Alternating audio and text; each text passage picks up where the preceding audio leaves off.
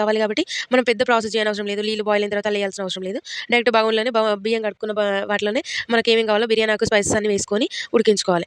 ఉడికిన తర్వాత అది మధ్యలో మధ్యలో చెక్ చేసుకోవాలనమాట. అది బాగా మెత్తగా కావద్దు, బాగా పలుకు మనకి కొంచెం మంచిగా మెత్తగా కొంచెం లైట్‌గా పలుకుగా ఉండాలి.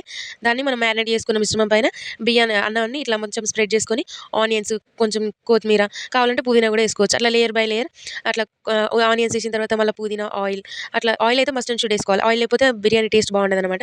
ఖచ్చితంగా ఏసుకొని అట్లా బిర్యానీ ఇట్లా ఏసేసుకోవాలి. ఏసుకొని మళ్ళా పైన లేయర్ బై లేయర్ ఏసిన తర్వాత పైన మళ్ళా ఆనియన్స్ ఏసుకొని, ఆనియన్స్ పైన మళ్ళా కొత్తిమీర, మళ్ళా పుదీనా వేసుకొని ఆయిల్ ఏసుకోవాలి.